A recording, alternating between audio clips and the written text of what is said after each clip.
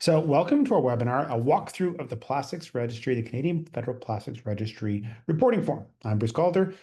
Great to be your host again today. And today's presentation is on an Excel sheet.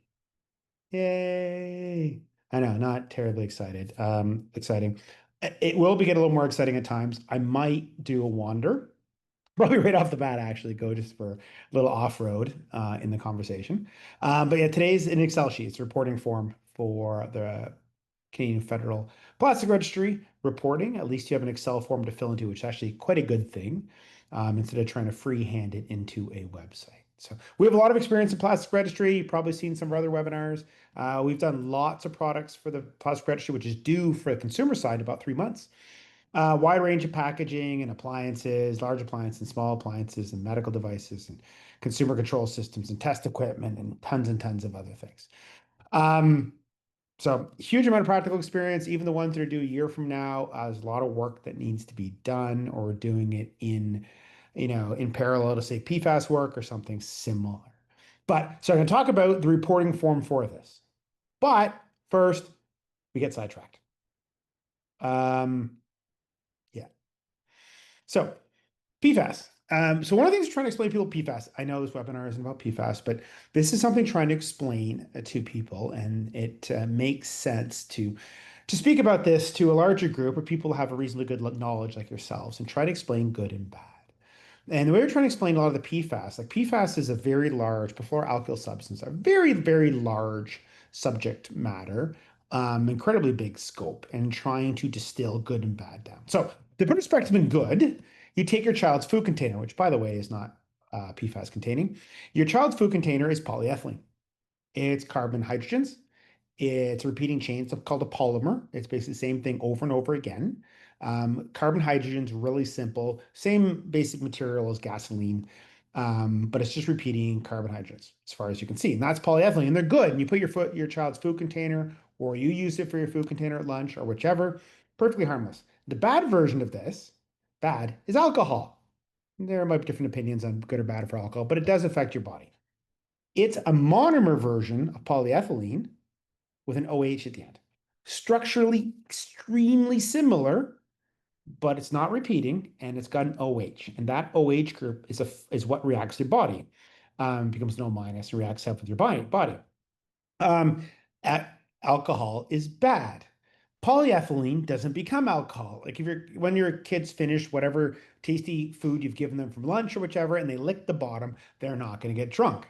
That's not the way it works. And I think people are going to internalize that the polyethylene container doesn't become alcohol. Like you don't see a bunch of hammered 5-year-olds in school because they had food containers coming in. Or if they did, if polyethylene food containers became alcohol, there'd probably be a lot more people burning them under bridges for a bunch of reasons. Um, so people can generally internalize that idea. Polyethylene good, ethanol bad. So good on the PFAS side is a frying pan. It is structurally identical to polyethylene. It's carbon fluorines. So fluorines replace the hydrogens. Fluorines are like hydrogens, but more so. They're more electronegatives. They're more water repellent. They're lower friction. They're more everything. They do more of stuff. So their electronegativity makes them more. So if you make a waterproof coating of polyethylene, it's not great at it, but it is. It is a waterproof coating. Like your water stays in those dishes. Not as good as PTFE. It's just better. It's the exact same thing, but more so. Um, and that's the basic difference. It's just basically the fluorine version is the more so version of the alkane or the polyethylene version. Otherwise, identical. It's just the same thing, but more so. The bad version are the PFAS in drinking water, like PFOA. That's what's found in drinking water. They don't find PTFE in drinking water, they find PFOA. These are the alcohols of the PFAS world. It's the OH group. What's the bad one are the alcohols of the PFAS world, not the fluoropolymers. There are a couple of fluoropolymers like fluoroacrylic, like waterproof coatings for paper dishes, which do become the alcohols, but they're structurally very different. If you can internalize that polyethylene doesn't become ethanol, you can probably internalize that PTFE doesn't become PFOA. It's the exact same thing. PTFE is the same thing as polyethylene, but more so. The frying pan doesn't contain, nor does it degrade, nor was it manufactured with any of the PFAS alcohols. The dangerous ones are something very different. And so I've been interviewed for a number of magazines and news articles and this, trying to explain it. We used to say a PFOA or water soluble salts, and that people don't understand that. Trying to internalize now that the PFOA or the alcohols, the PFAS world, they're the bad ones. Like if your kids, you sent the kids to school with alcohol instead of polyethylene, it would probably be interesting and probably not a good idea. You probably get a phone call from school and other people. But so it's the same sort of thing. The PTFE doesn't become PFOA, it doesn't degrade into it. People like when it gets hot, it degrades into PFOA. I'm like, no, it doesn't. So, do you have like PFOA or the PFAS alcohol generating stuff in your kitchen? Yeah, we interviewed them, for example, last week on what's the dangerous things in your kitchen. And the eighth most dangerous thing we have listed for restricted materials is their paper takeout containers. They are a fluoroacrylic. They have very small amounts of the PFAS alcohol found in humans, the one that affects your kidneys, the bad one. So as the same people probably blaming frying pans for being dangerous said we can't have plastic containers, we need to go to paper. Paper sucks at water retention, so you have to coat it with something. If you can do it well, use a fluoro coating. The fluoro coating on this is very different than the one in your Teflon pan. The Teflon pan, you can heat it up to 500 degrees Celsius and fuse something to it. This, you have to put a paint on it. That paint has small amounts of the PFAS alcohol. You can use worse ones closer to polyethylene. They just don't work as well, and they don't have the PFAS alcohols. So it's related to the fluoroacrylic waterproof coating. Now, there's very small amounts. We're talking sub 1 ppm. This is not like the major source you're finding. This is not why you're finding a water supply. Unless you're downstream from the mill making it, then you're probably finding it in the water supply. But this is not why we're seeing, the PFAS alcohols. When they say PFAS is found in the water, or you have these many contaminated sites, like on the news story, front page of CBC yesterday, this many places, those are not PFAS. Those are PFAS alcohols. And they're being heavily phased out in the food stuff in 2025, very heavily. Now, a lot of your paper containers are going to not work as well in 2025 as they did because they're using more of the polyethylene family of coatings, which is just, it's like the fluoro coatings, just less so. So not nearly as good. So this is the eighth worst. If you're in our monthlies or quarterlies, you get to see a lot of the others. We have a lot of data on which, for in your kitchen, which products have the most restricted substances. And it'll probably blow your mind which ones really are the worst. Like this takeout container is not on the same planet as your electric grill. Your electric griddle is much, much worse. Benign products, these have no significant levels of dangerous chemicals. We test stuff all the time. Teflon pans, none, especially if they're on stainless steel. They're about as benign and harmless as you can get. They're like, well, people that degrade. I'm like, yeah, they scratch off. They have a non-reactive chemical that comes off and now exposes stainless steel. Because the next most least dangerous one is stainless steel. And then copper pans, not brass. Brass pots are very dangerous. Copper pots are not. We never find anything of any excitement in copper pots other than copper. Stainless steel doesn't degrade into pretty well anything. Cast iron's a little bit of a problem sometimes. Sometimes that is lead. It is a more problem with very, very, very small amounts of arsenic. But your aluminum stuff, yeah, aluminum has a lot more problems. So these ones don't have any dangerous levels of chemicals. When we test them, we don't find anything. And it'd be good for a business. A lot of times we find bad things because it creates more business. But these ones are pretty benign. Which is probably totally different than what you see on the news. Yeah, what you see in the news is done by journalists. They're not chemists, and they don't have their own test lab. That's one of the big advantages here. Now, a lot of people are like, oh, what use Teflon pans at home? Very few, and it's not a chemical reason. We have a lab here to tell us what's dangerous. We use a lot of ceramic coatings, and the reason for ceramic is just they last longer. Teflon is just a cheaper coating to coat these pans.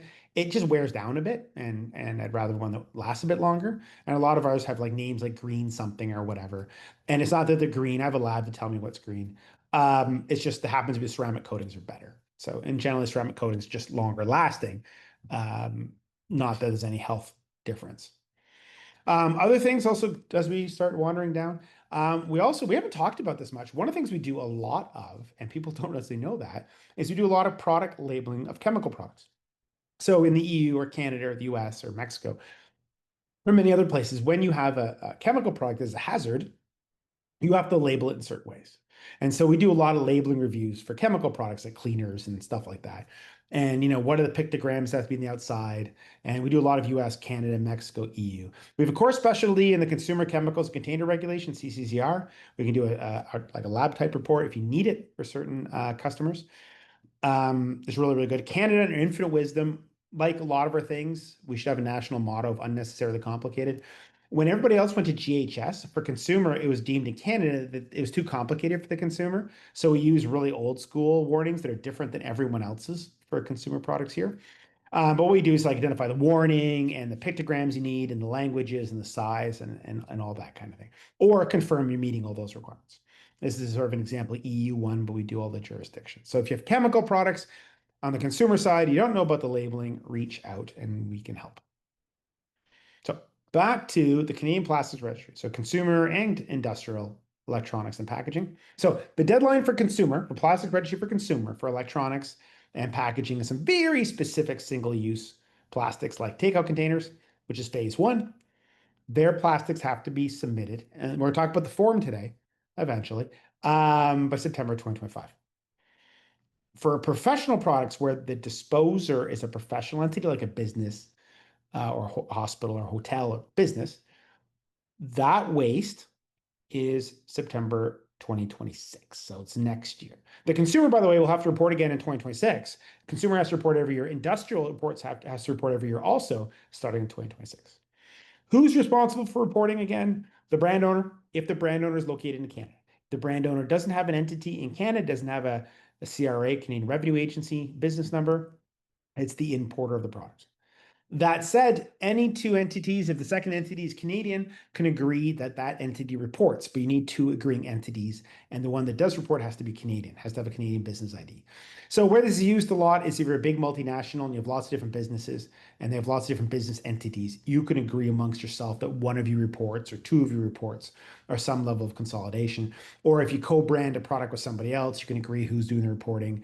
Or if you're using a contract manufacturer and it's your brand, you're responsible. But if your contract manufacturer agrees, often because you strong arm them, they can report also. So in absence of an agreement, it's the brand owner. Unless the brand owner doesn't exist in Canada, it's an importer. However, you can make agreements that another organization, even like ourselves, can report for you. Now, I normally have us report for you. The reason is because the reporting form, which I can talk about, is an Excel sheet. It's better if you control your own portal. We're happy to do it for you, but you're going to want to control it because it's related to tax IDs and stuff. But we can web meeting in with you and show you how to upload it. But you're going to want to, we can give you the Excel sheet, we literally web meeting in and tell you what buttons to push, but you're probably going to own it long run.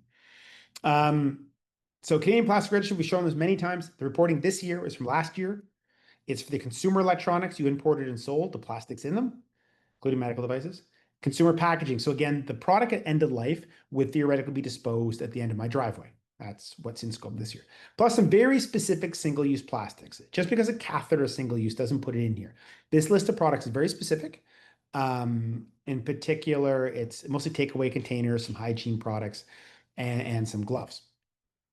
Phase two, September 2026, is professional electronics, including medical devices. This is basically everything else that's in scope of EU ROHS and would be disposed of by a business at the end of life. If it's large scale industrial, it's not in scope. Professional packaging, which could be the overwrap, but it's any packaging, it could be your product's packaging that would be disposed of by a business. So we sell, a whole pile of medical devices, say to a hospital, and each one of the medical devices has their own Tyvek container. That plastic is professional packaging if disposed of by the hospital, as is the overwrap over the entire pallet. They're both professional packaging. So it's completely dictated by where the disposal would be. Apparel and textiles are in next year, but only the plastics. So cellulose is not in. Transportation, cars, construction, windows, doors, gutters. And if you over 1 ton of plastic waste from a business in Canada, whether it's a warehouse, store, restaurant, hospital, funeral home, school, nursing home, doesn't matter what the business is. If you produce over 1 ton of plastic waste a year between the businesses, you also have to report the waste. So everything on the top, you report importation and sales of plastic. The ones on the bottom, you report disposal. And you could say, well, I have a recycling company and taking it away. Yes, you diverted it to recycling. You still have to report that. That's still waste. If you're a business, all of your waste is third-party provider. I doubt a lot of you are wheeling it over up the hill in the garbage dump. No, everything here is third party. So it's the business, like our business here. Generally, to get into business and operational waste, unless you have like restaurants or something plastic heavy, it takes about 100 employees to make enough plastic waste. So for us, we're not at 100 employees. We're up there. we produce about 450 kilograms of plastic waste a year. We were really good at, by the way, this um, waste, the ICI, institutional, commercial, industrial waste part. We're not at 1 ton of plastic waste. We do about 450 kilograms, and a lot of that's actually Ziploc bags we do for samples in the testing in the lab. However, because we test so much electronics, we actually dispose of over the year about 1.5 tons of electronics, which are plastic products. So we actually have to report here our waste in 2026 because of the electronics side, not because of the standard plastics. But of course, hospitals or schools or restaurants will get way over 1 ton pretty quickly. What you have to report, we've shown this before, it's the North American Product Commodities System, which is really Canadian specific, not North American. Plastics are more than the usual 7. There's a lot more going on here, not the usual 7. Even some of the 4s, like what you think is low density polyethylene, 4 is generally not low density polyethylene. It's linear low density polyethylene, which is a different code. Most 4s, low density polyethylenes, are actually linear low density polyethylene and actually different category. Linear low density polyethylene on the recycling symbol is reported as a 4, but it's not.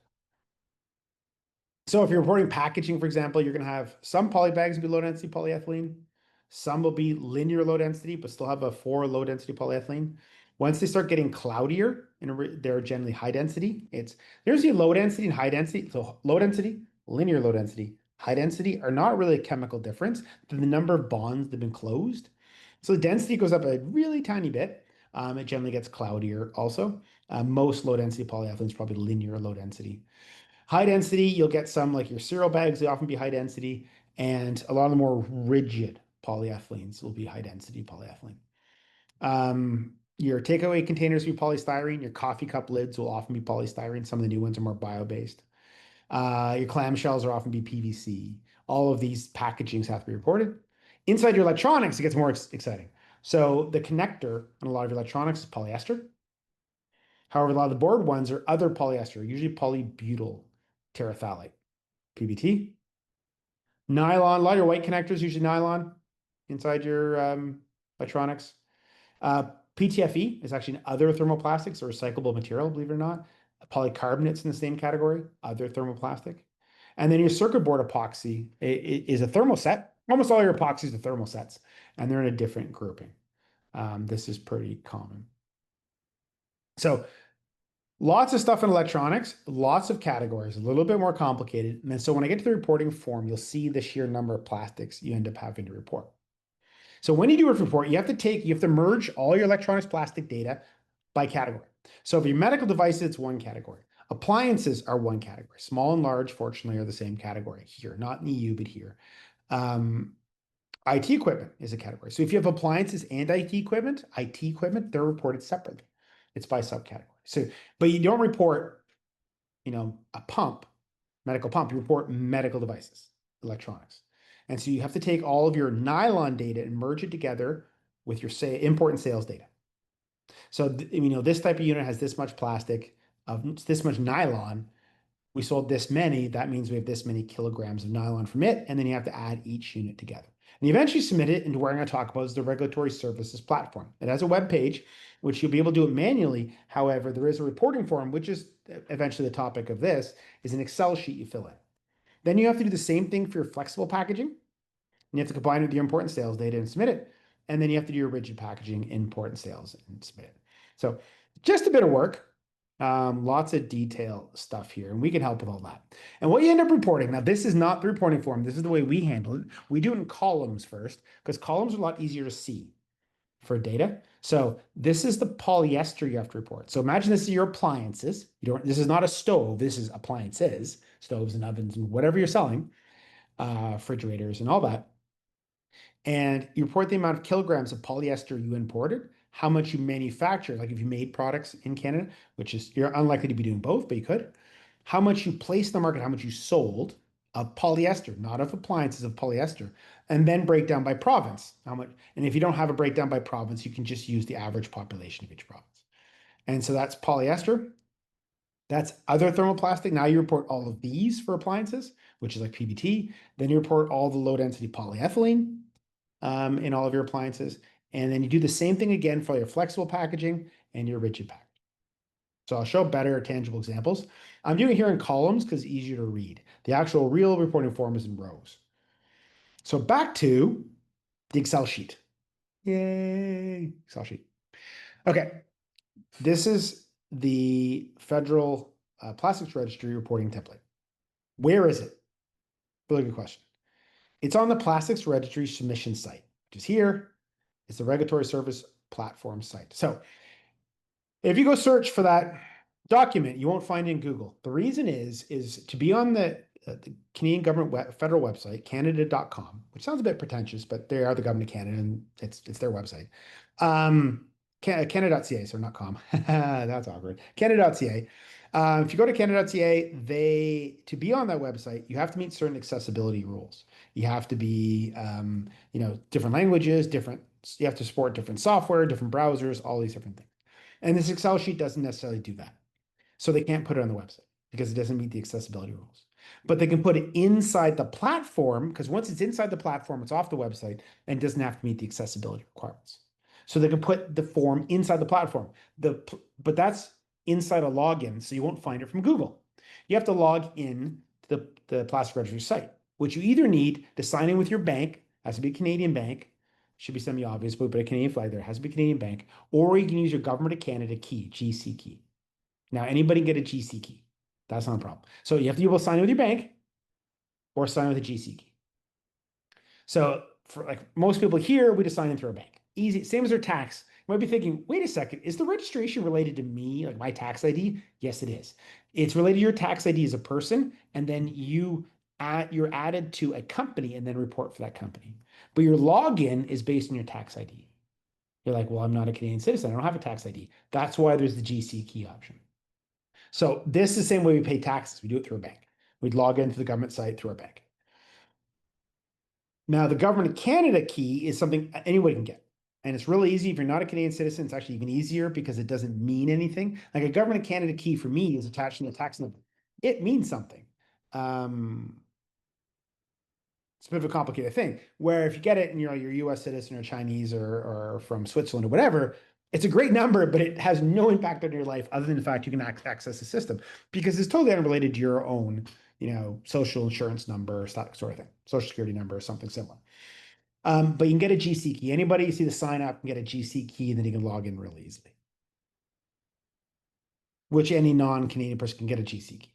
So this is for people not from Canada. Now, a Canadian company has to be the submitting entity, but it doesn't mean somebody outside of Canada can't do this. So when you log in, you'll end up at a dashboard.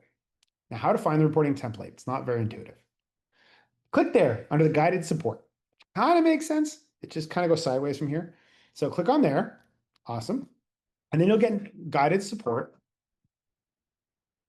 You'll have different options of program, IT technical support, etc. By the way, anybody's any questions, I will be trying to get to as many as possible at the end. You can log in and submit as many questions as you want, and I'll try to get to them in the Q&A tab. I'll try to get to as many as I can at the end. Now, when you log in here, you have to pick program support. And that takes you here. Okay, what program do you want support for? There's only one program right now. This site is unique to Plastic Registry today. It'll probably have more stuff in the future, but unique to Plastic Registry today. And then it'll bring a Q&A, and you have to open up the resources section. So click on there and resources, opens that up, and then it's that button right there. It's not that intuitive. It kind of seems a little better now that I've walked through it a couple of times, but that's where you find the resources. And that takes you to here, where you can get the template. Bingo, there's the template.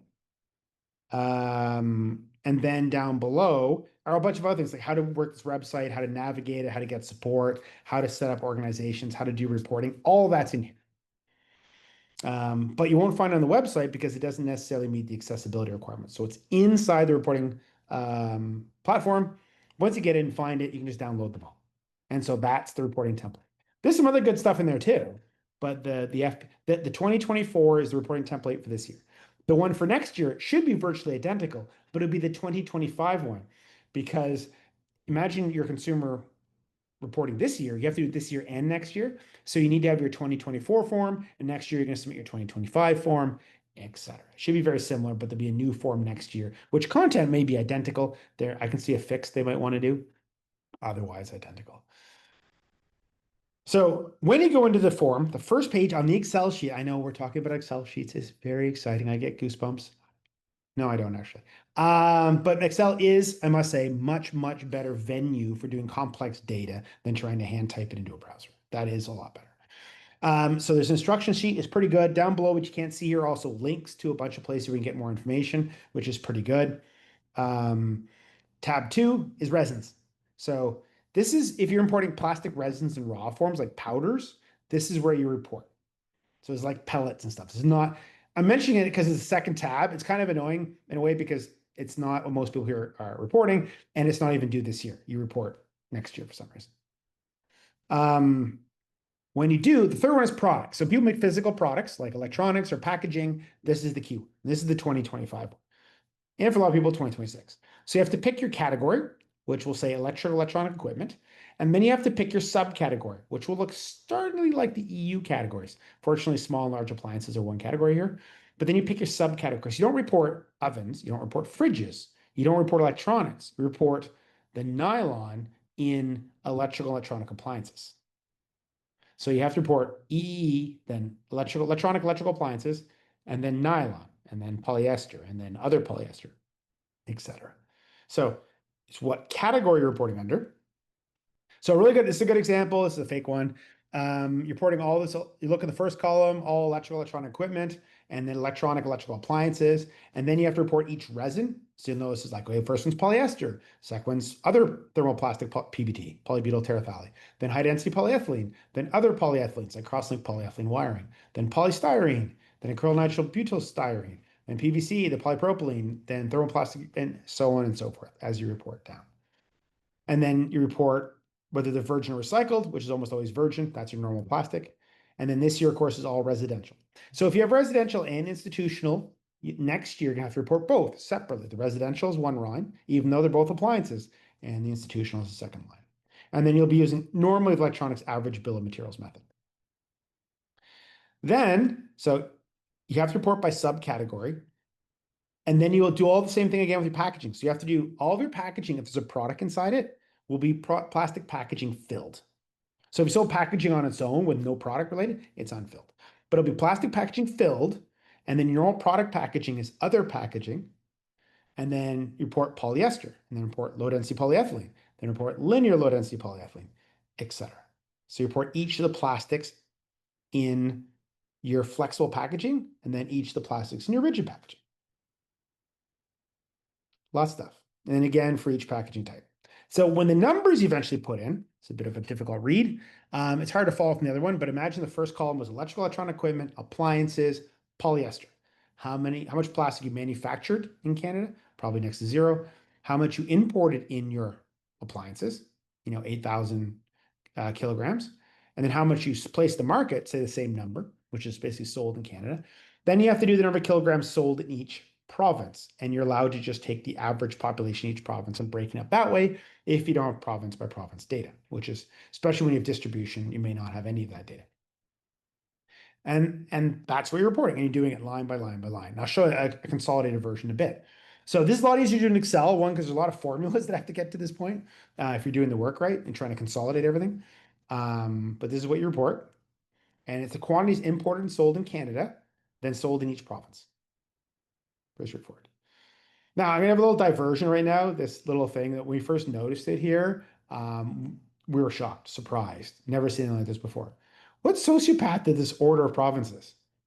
So, growing up in Canada, this is the way you do provinces. When you've been doing provinces since a small child, you either go left to right or right to left.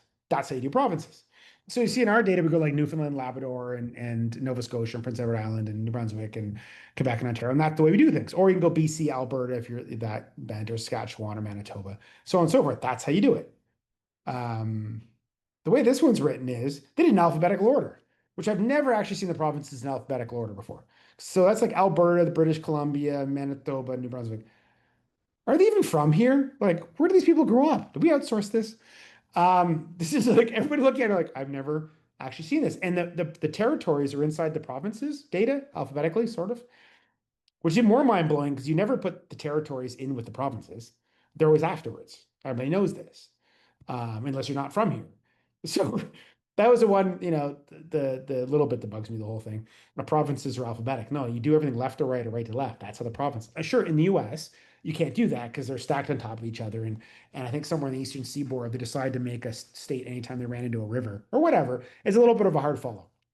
And I can see why you don't do left to right there. Canada, you left to right or right to left, and you add the territories in afterwards. That's the way you do it.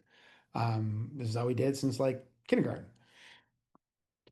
And okay, so everybody's okay. Well, they did it alphabetic to be convenient. Okay, well, small little problem. It's not even alphabetic. Like somebody noticed that today. New Brunswick, okay. Newfoundland, sure. Northwest Territory, uh-huh. None of it. I'm following it. Nova Scotia, that didn't work. Is it because in French they're in a different order? Is that what this is? Um, because in French, they're actually in a different order. That could be it. So Nunavut, Nova Scotia, that didn't work out. Now it could be the French version. They're actually it's NE, so it could actually move it up alphabetically, but then no, this I don't even know how they did this. Yeah, that's wrong. So yeah, maybe it's the French version. I'll double check that. That's why they're out of order. But even in English, they're not even alphabetic. And Bro's like, why is Nunavut there? It's a territory. You put the territories after the provinces. That's how you do this. But that's not the way they did it. So fortunately, we write Excel formulas. We have to write Excel formulas that take, our provincial data and try to move it into this semi-alphabetic format. It's mostly alphabetic except for the parts where it's not. We actually had a fun thing in here. One of the quizzes yesterday was like, okay, everybody here grew up here. What's alphabetically, what province comes third? People were like, well, Alberta, British Columbia, and they're like, New Brunswick, Nova Scotia. Eventually, they figured out it's Manitoba. Manitoba is third alphabetically, which I guess you can see from here. Nobody here even knew. We've actually never probably seen our provinces alphabetic before, especially the territories mixed in. Yeah, so that was a bit of a diversion. I said I'd go in one or two. That's one of the weirdest things about the whole thing. I'm like, are you even from here? But yeah. So if you're gonna make things, I mean, I guess our national model should be unnecessarily complicated, but that was definitely a WTF situation. Um, then again, we're coming from a place where our bags come in milk, which a lot of people don't understand. So fair enough. So tab 4, you don't have to do this year. This is when you produce plastic waste from a facility over 1 ton a year, which once you get over 100 employees or basically anybody in restaurants or major retail or manufacturing will easily. You have to do this reporting in September 2026. And it's the exact same thing by category of waste by plastic, but it's facilities. And you need help with that. We're really good at it. So that's tab 4. Tab 4 is next year also. Tab 3 is the only one the only one to fill in this year. And that's the consumer product one. So output for the consumer product kind of looks like this. There's even usually more rows. This is usually what it looks like. I couldn't put it one after another, so I kind of put one below the other here. You have all the different electronic products. So electrical equipment, appliances, polyester. Again, you don't report refrigerators, you report polyester in appliances. Other thermoplastic polyester in appliances, high density polyethylene appliances. That's how you report it. And then how many kilograms you imported into Canada, how many kilograms of each plastic, like nylon, did you sell, and then by province. So it's a big, massive sheet. We do it by columns because it's easier to read all this. They don't, fair enough. And so we have to do a complicated transpose, and then we have to do a rejiggering of everything because the provinces are sort of alphabetic, pseudo-alphabetic. Maybe it's alphabetic in French. I have to double check that. So again, we've done tons of these, so we have a lot of experience when we're doing this. We do a lot from the practical. The reporting template, when you do it the first time, may be quite daunting. When you do any of the plastic registry, it's gonna be super daunting, especially the technical side, like which plastics in your product. We can do all that for you. We've done tons. We have a lot of experience. There's a lot of really refined ways. We're also extraordinary on doing the facility waste. So if you have facilities in Canada, which is often more of an EH&S type function, which should be tracking your masses, kilograms of waste right now by waste stream. When in doubt, reach out, will help. We're really good at this. Again, deadline for consumer, phase 1, electronics and packaging, September of this year. All the professional electronics and packaging and automotive and everything else, even consumer automotive and consumer apparel, are next year. So all the industrial stuff plus the new categories are 2026. So not that far away.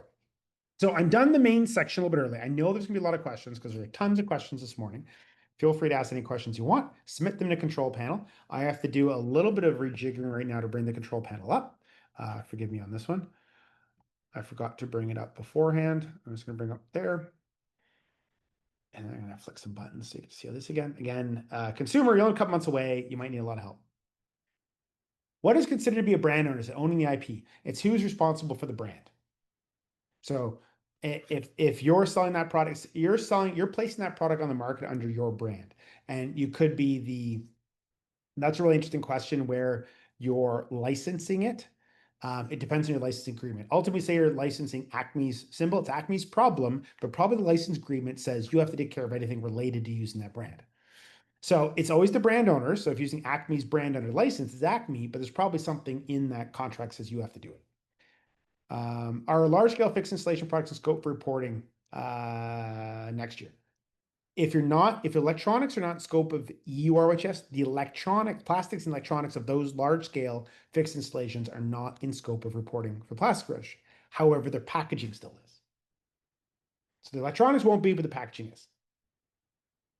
We are a brand owner manufacturing company, but do not technically sell any of our products to consumer. They're sold through various places like Home Depot, et cetera. What do we need to report? Yes. There's also multiple reportings. There's import. So as manufacturer, like you make it yourself. If you assemble electronics here, that's manufacturing, you have to report.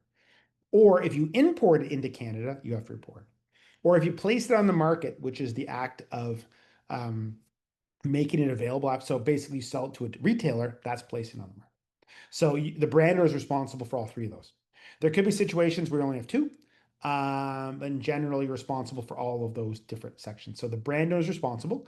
You could have an agreement with a retailer, and the retailer does it, but generally they won't accept it. That's one of the reasons, like, well, I don't have sales data for Quebec. Well, that's why when you have the Canadian numbers, you're allowed to use the average population of each province to scale your Canadian numbers. So you don't actually have to know your Quebec sales. You just have to scale it by, take your Canadian sales, multiply by 20 something percent, whatever the Quebec population is. By the way, for those who are not familiar with Canada, 50% of our population is in a 6-hour drive from Hamilton to Montreal. That's actually 50% of the population in the entire country. It's probably spread just mostly over two provinces, mostly in Ontario, but it's about a 6-hour drive, more or less, depending how you see Ottawa, is about half the population of the country. So it's the brand owner. However, if you only know the amount of Canadian importation sales, it's fine. You just scale it against the average population of each province. Are B2B channels excluded from industrial phase two reporting? If not, who's responsible for reporting? Would it be the manufacturer, builder, or tradesperson? So it depends on who trips each one. So it's the brand owners are responsible for importation and sales, place in the market. It's the original place in the market. The disposer is whoever arranges disposal. So the fact I have a recycler come here and take away my recycling, all of our waste industrially is contracted. So I'm responsible, our business here is responsible for our waste. It gets a little complicated when you share a building and you have waste that's common. So we have one set of waste, our main garbage is common for the building, and that's really the buildings is the disposer. They're the one contracting out.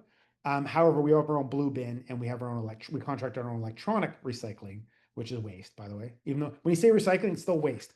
In future years, not year one, year two, and year three, you're going to be stating how much you divert to recycling, et cetera, compost, et cetera. Year one, all waste is equal. Year two, you still have to report all waste. You just start reporting recycled versus composted versus landfill separately.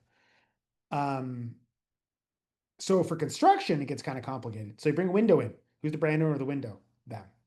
The construction person who at the site is filling up a garbage bin and throwing away stuff, they have to do the waste one, but not the product importation sales. We're the brand owner in the US, but we have a registered office in Canada. We'll be obligated to be the reporter.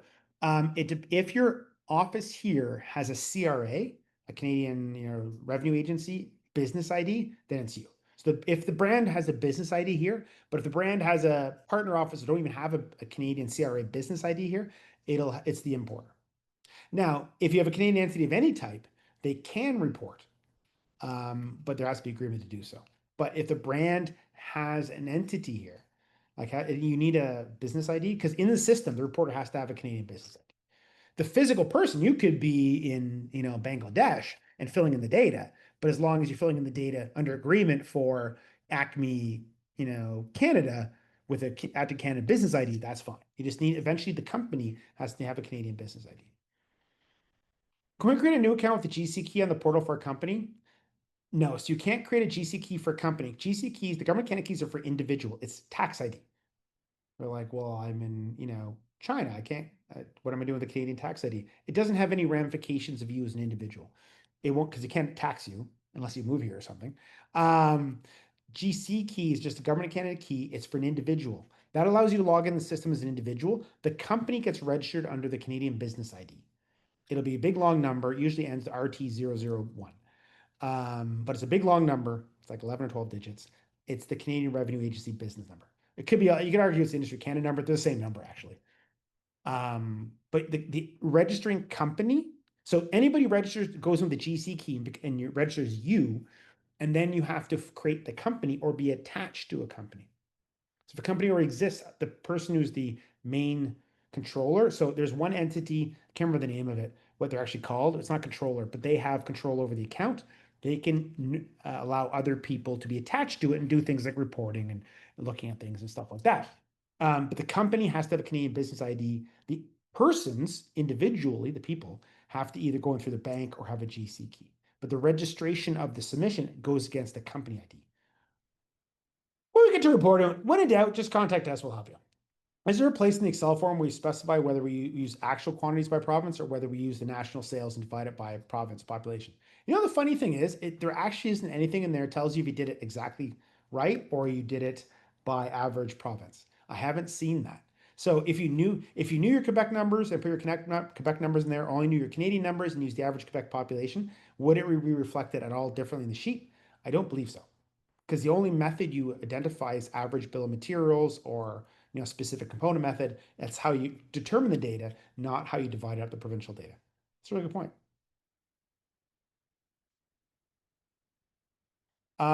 If we have a Canadian e-commerce store and work with a distributor on some European products, would the distributor be the importer reporting those items? It'll usually be the distributor.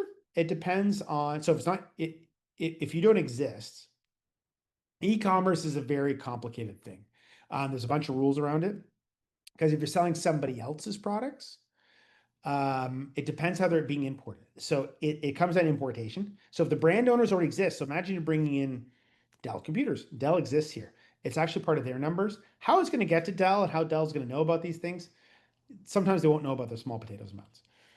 E-commerce store has a bunch of very special rules because some really obscure things that can happen. Like the e-commerce store cannot exist in Canada. So there's a lot of obscure things that happen there. And there's a whole bunch of rules around e-commerce stores. So if the e-commerce store is the importer and the brand owner doesn't exist in Canada, really easily.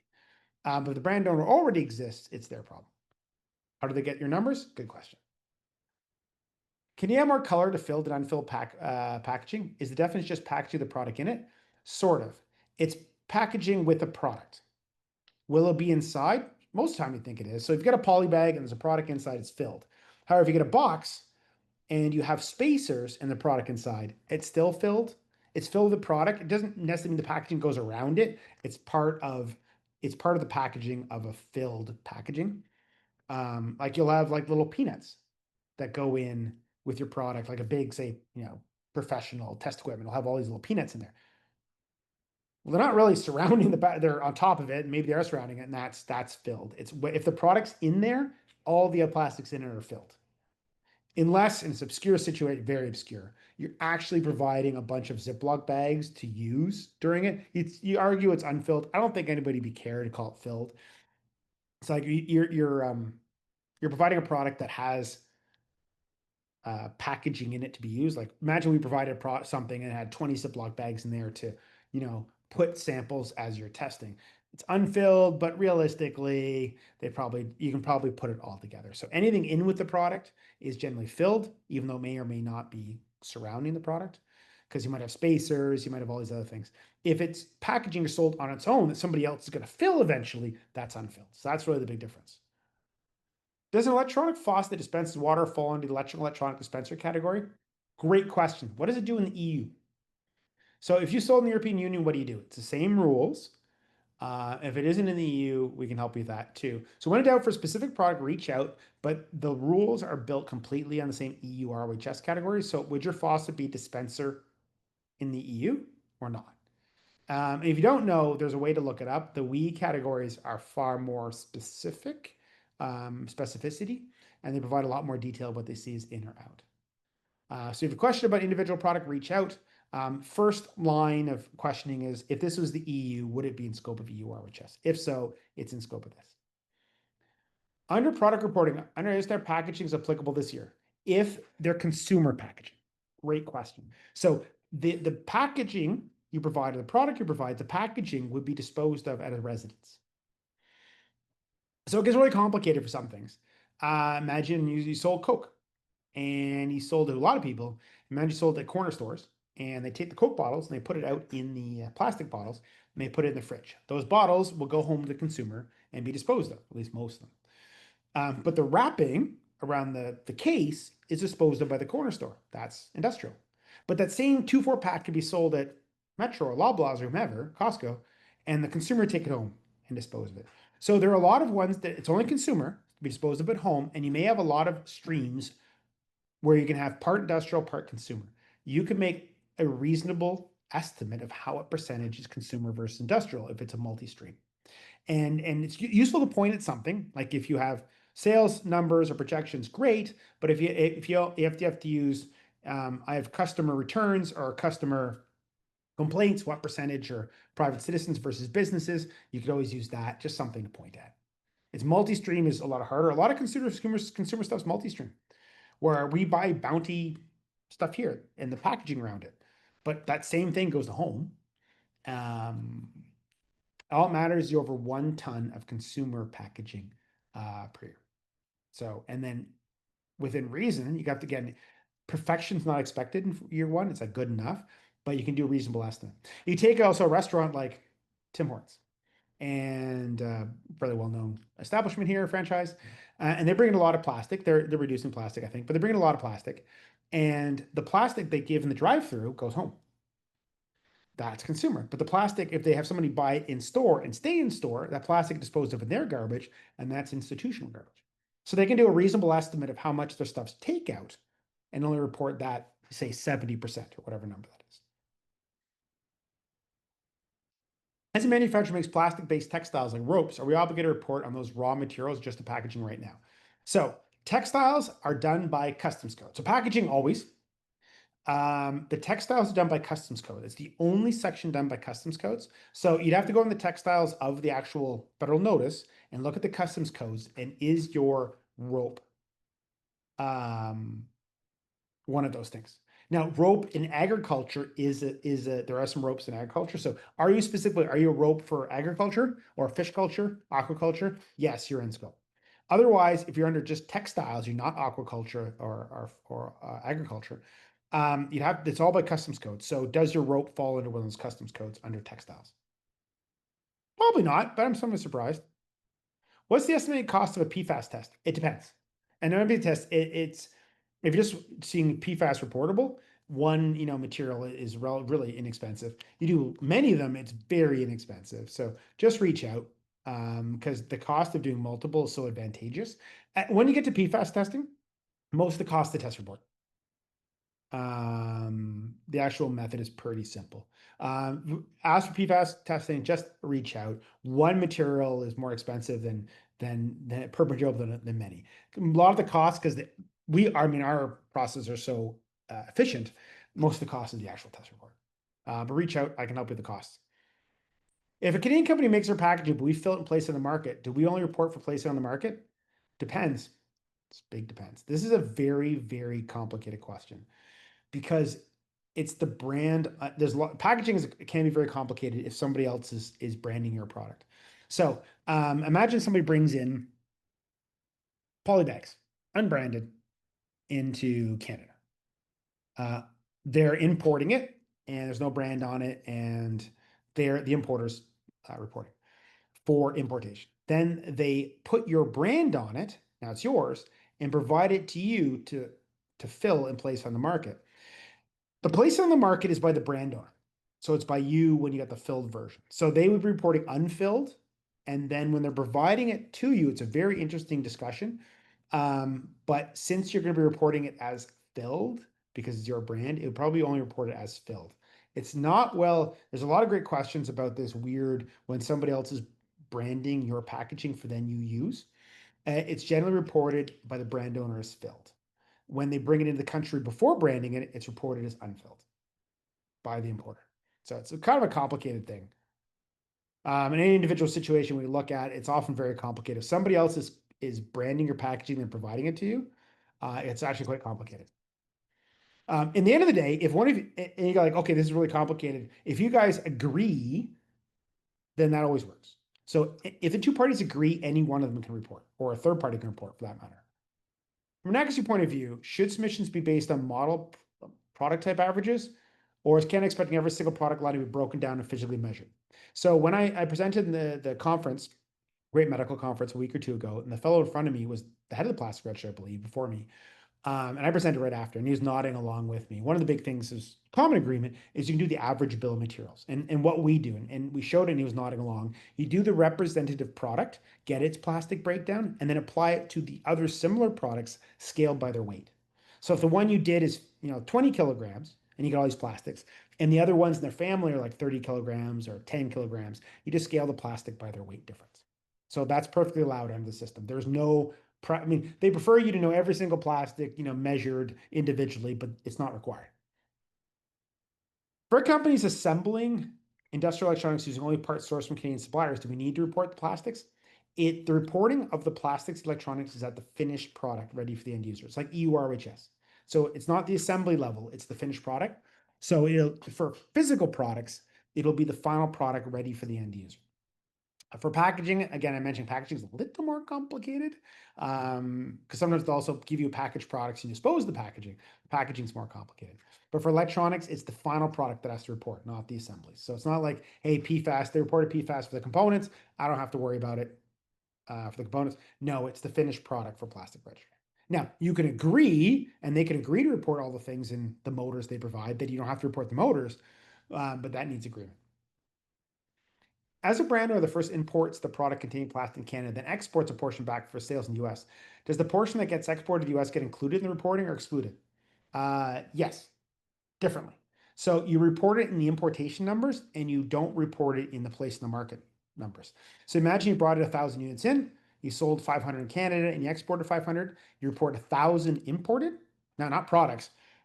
So imagine you brought in 1,000 products that are 1 kilogram of nylon each, so much easier. You report 1,000 kilograms of nylon imported into Canada, and if you only sold 50% of them in Canada, the rest are exported, you report for place in the market 500 kilograms. So that's why you have importation is different than place in the market. So when you export it, you're not reporting the place in the market one, just the import. What about foreign entities placing products in Canada? Then it's the basis of the importer. Somebody has to be the importation responsible entity.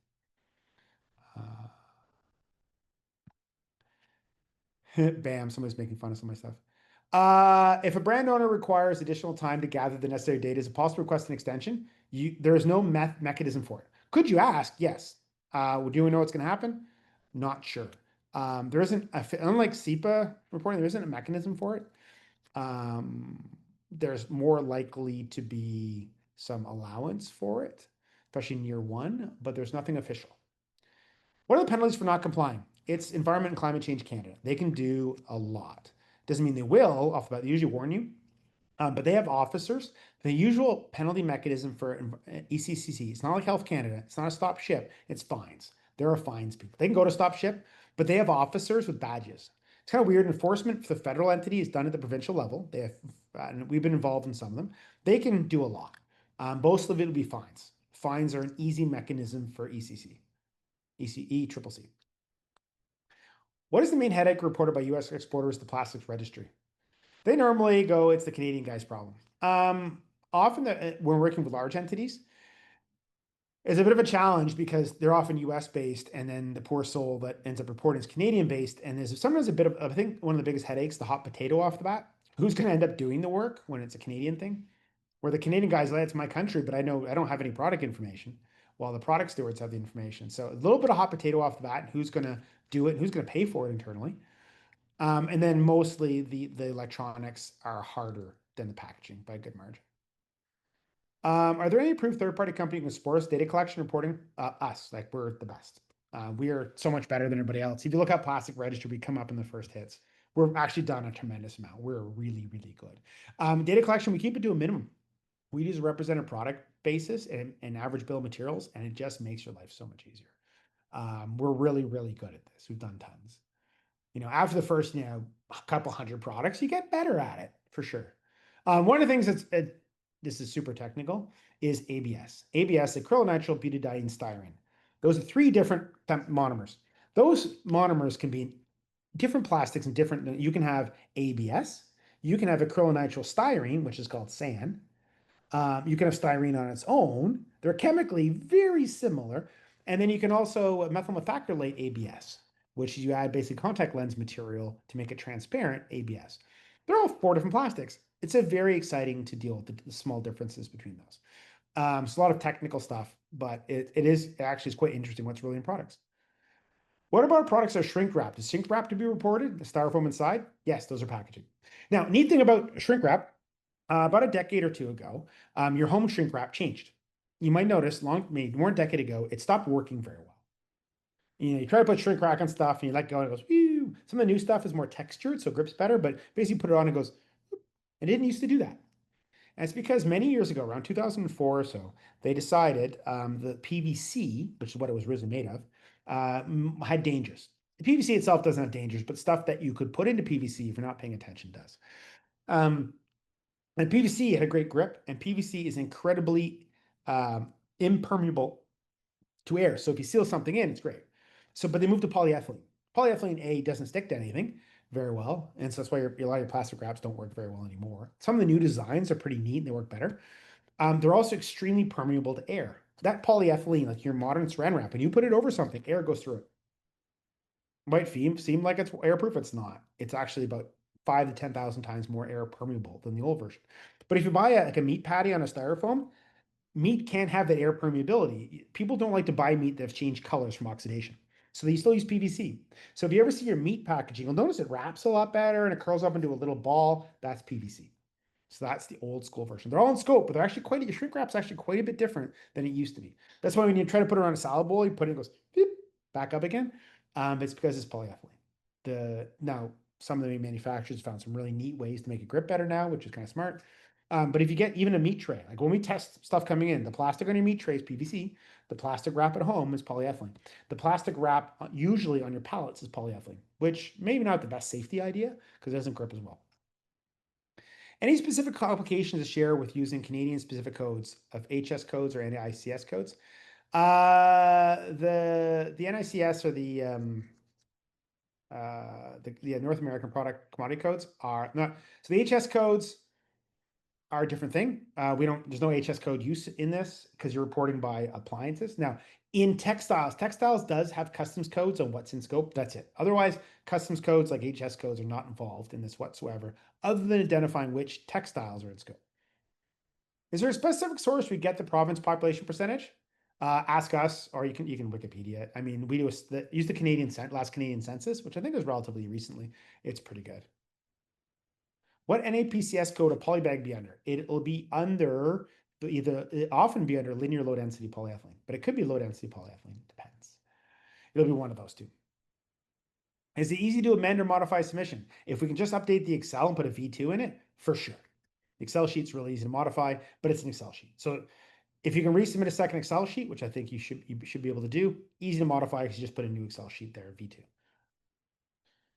If we do both B2C and D2C, would only the D2C consumer need to be estimated this year? Yeah, so it's only consumer disposed of packaging and electronics this year. Yeah. In regards to unfilled packaging, do we have to ask retailers to provide consumers with plastic bags on purchase, or will they be able to calculate that from product sales? So if the retailers' plastic bags are their problem.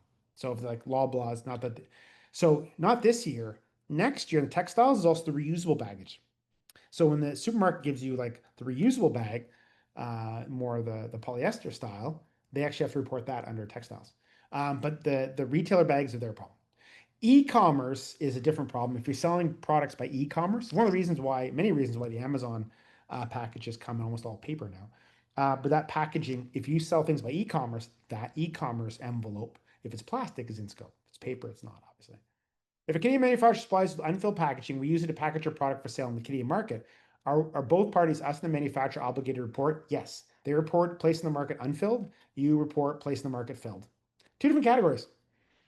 Uh, that's the way it is. What if is the timeline if we asked to work with Claigan on reporting for the 2005? I'd start soon. We can make almost any deadline. We'll need more contribution by you, buy-in, especially for electronics. Packaging isn't so bad. Actually, it's funny. Our biggest time limiting factor right now hasn't been super complicated things like refrigerators. It's been companies getting all their sales data together, which I would think personally be easier, but that's actually a limiting step in most of our reporting right now. Not the very complicated electronics. The reporting has been getting all the stakeholders to agree on the sales data. Will this be recording sent to us? It won't be sent to you, but there will be a link to a recording of it on the website. So you can also slow me down because I was going kind of Mach 2-ish there for a bit. A lot of great questions, by the way. Thanks again for all these questions. They're really, really good. Make me think and do brain things, which is awesome. And anybody who register will receive a copy of the slides. They'll be PDFs, so you'll lose some of the animation. There will be YouTube video. All of our YouTube stuff's there. By the way, if you ever go to a YouTube site, if you see one that isn't a Claigan picture, it's like a real person picture, I strongly recommend those. They're about a minute and a half informative. The Canadian Plastics Registry one is awesome because the person who did the production of it, since it was Canada, took free license with Canadiana, and the amount of Canadiana, like plastic milk bag level stuff in it is pretty impressive. It's really informative in a minute and a half, but it's also pretty funny, actually. It's informative and they go slightly off the rails on that one. So it's kind of fun. So again, thanks everybody for attending. We should be getting out the slides and recording within the next day or two. The recording will come as YouTube link.